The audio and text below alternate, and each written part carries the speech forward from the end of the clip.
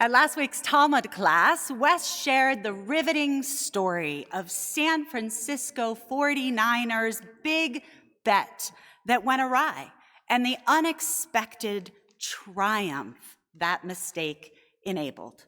Long story short, they believed that Trey Lance was going to be their superstar, so much that they traded 3 first-round draft picks to move up in the draft. As an afterthought, they drafted a guy named Brock Purdy, who, as last picked, not just to their team, but to the entire NFL draft that year, meant that draft tradition bestowed upon him the nickname Mr. Irrelevant. Lance, as we know now, did not work out, and Purdy led his team all the way to last Sunday's Super Bowl. Wes drew the poignant lesson from this that we can't always or even often know what we're going to get when we first say yes to something. His class, which I highly recommend, focused on the first part of this story, of our Naaseh v'nishma moments, the we'll do it and then we'll figure it out times and commitments of our lives. But as I walked out of class last Wednesday and on Sunday as I watched the Super Bowl with friends and all week since, the unspoken second part of that story just wouldn't go away. It raised a question for me. How does Brock Purdy, Mr. Irrelevant, become Brock Purdy, Super Bowl contender? Not just technically, but emotionally. Can you imagine what it must have felt like to be labeled Mr. Irrelevant?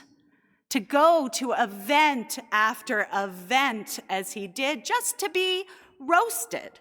According to my daughter, there's a whole phenomenon on social media of girls who got excited about the Super Bowl, not because of the football or even because of Taylor Swift, but because of how bad they felt for Brock Purdy. How does one not internalize the stings of Mr. Irrelevant, but use it as fuel instead? That's not just a football question. If you ever stood on the elementary school blacktop when they were choosing up sides for a game, you know exactly what I mean. Remember that pit in your stomach? Even if you weren't all that bad, that internal voice going, don't let me be last, don't let me be last, don't let me be last. If a contest were held for the sight of the most fervent prayers, the Rabbi Samuel Chiel Sanctuary, or the playground blacktop, it might be a close call. Of course, somebody had to be last, but if it wasn't a one-off, if last defined you, what does that do to your neshama? Do you keep playing with joy, or do you conclude that maybe this just isn't my thing? Off the playing field, too, for those of us who might have taken longer to find a spouse, gone on 1,000 dates, watched friend after friend partner up while we're still waiting, or perhaps put in long, intense hours, day after day, but when it's time for a promotion, it passes you by. Or had a dream that others discouraged. Sure, be an actor, but make sure to get your MBA first. How hard is it to keep on pushing Where do we find the resilience? How do we not just get worn down? That matters, not just in our personal sphere, but in our communal as well. With all of the stresses and strains of each day's searing news, from war in Israel to tragedy in Kansas City to our own school district still working on healing right here in Newton. How do we find the energy to keep hoping? Our Parsha today, which at first glance is one of the more monotonous, actually gives us a powerful playbook. First, in a blink and you might miss it moment among 1,000 small details, is one of the Torah's most glorious verses. Ve'asu li mikdash v'shachanti betocham. They shall make for me a sanctuary, and I will dwell betocham, which can mean, for the grammar geeks among us, either among them or within them. If it means among them, well, there's not much to see here. But if it means within them, not to mix sports metaphors, but it is a biblical field of dreams. In other words, in order to experience greatness, in order to reap the payoff, we have to build a space for greatness to inhabit. The first ingredient in Brock Purdy's simple secret sauce is ignore the haters. Put your head down. Do the hard work. Build what you dream of building. And yet, even so, that nickname, Mr. Irrelevant, that's a whole lot of negative energy. While Major League sports players in general are not known for their tremendous humility, even someone with ample self-esteem might have found that hurt. And not that it's the main point, but think about it. If school kids anywhere in America were to bestow the moniker Mr. Irrelevant, they would be sent straight to the principal's office for being a schoolyard bully. Which brings us to the second helpful touch point that our Parsha provides. All those times when whatever we're feeling, whatever we're going through feels impossible to do, and when we feel the sting of others who are quick to agree that it's impossible, it would help to remember that we don't actually have to tackle our challenges alone. No matter how great Moses was, when it came time to build the Mishkan, he invites Kol ish asher yidvenu libo. Every person whose heart inspires them to be a part of that endeavor, each one bringing their own unique gift.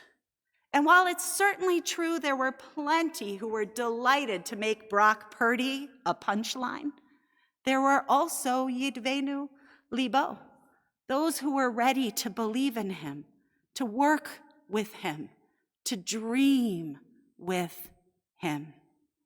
It may not always be easy for those of us who don't have a built-in professional sports team around us to see those folks, but if we search, we may be surprised by those who were just waiting for us to ask, to invite them in. When you're feeling weary, when you're feeling embattled or belittled, pull a Moses. Invite someone in to share your load. Or if it's not immediately obvious who might help you, lift your unique skills to help someone else, that too can renew. Finally, it's easy to read Brock Purdy as a Cinderella tale of going from rags to riches, from Mr. Irrelevant to Super Bowl starting quarterback. But if you haven't been hiding under a rock, you know that Brock Purdy's team didn't win the Super Bowl. Watching him interviewed after the loss, I was struck that he could have said, "What do you expect? Last picked, right here." Or, "Give me some credit. Will you look at how far I've come? Look how far we've come." Instead, he reflected somberly on opportunities missed and the work that is still left to do. When asked, he replied that he'll focus on bringing the team back again. The timeless wisdom that his coach gave him back when he was the first time around last picked is every bit as true today. It doesn't matter how you get there, it's what you do when you get there. That is perhaps the most important thing our Parsha teaches, coming as it does in a particularly strange detail. Verse after verse instructs our ancestors to build with gold and beautiful decorations, but they're in the middle of a wilderness. Where did they get all that gold? Why did they bring it with them in the first place on what would turn out to be a 40-year schlep through the sand? What could they have possibly been thinking? I wouldn't have brought it, would you? Well, if you remember back a few chapters, you might recall that the gold was from Egypt, and they brought it at the conclusion of their slavery. Now, no one would have chosen to be a slave. Most of us would not choose our suffering. But gold from Egypt made into a holy sanctuary stands for the proposition that life is about what we do with what we've been through. Our ancestors built a sanctuary. Brock Purdy started in the Super Bowl. What will you do with what you've been through? Which brings me to one more stadium story. This time, not the Super Bowl, but the stadiums played thousands of times by rock star Billy Joel. He packed in audiences, prolifically producing and charting song after song until he didn't. For 30 years, Billy Joel didn't release a single pop song. And that wasn't an accident. The last song on his last album back in 1993 was titled Famous Last Words. Closing the book on his composing career, he crooned, "These are the last words I have to say before another age goes by. With all those songs I'll have to play, ain't that the story of my life?" You might think that with these words, he was riding off into the sunset for a well-deserved retirement after a long and lustrous career. After all, what more could he hope to achieve? But that's not what he did. He kept performing his old material. He just stopped producing something new. And in a recent interview, he shared why. He confided, "I kind of suffer with songwriting." And he shared that he's self-conscious of his voice, and he doesn't like to hear himself sing. Even when he did write, he thought someone else, Adele perhaps, could sing what he wrote better. And that would have been that, except for one man named Freddie Wexler, who made it his mission to meet and befriend Billy Joel. An unlikely friendship, Freddie was, in Billy's words, relentless, and finally convinced him to record, to write, for the first time in 30 years. And Billy reflects on this important gift that this friendship gave him. He says, Freddie got me to find the joy in it again. The song that he wrote lit up the music charts, and it is appropriately called Turn the Lights Back On. In it, he offers a powerful anthem for all who feel at times like our own version of Mr. Irrelevant. He sings, and maybe you love me, maybe you don't, maybe you'll learn to, and maybe you won't. You've had enough, but I won't give up. May we never give up. When challenged, may we put our head down and focus on what we need to build. May we reach out to those around us who can be our MVPs. And may we use the hard-earned bruises of our past to fuel our future.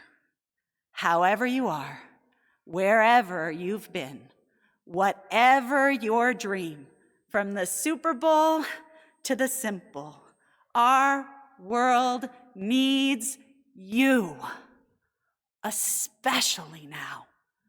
Turn the lights back on. Shabbat Shalom.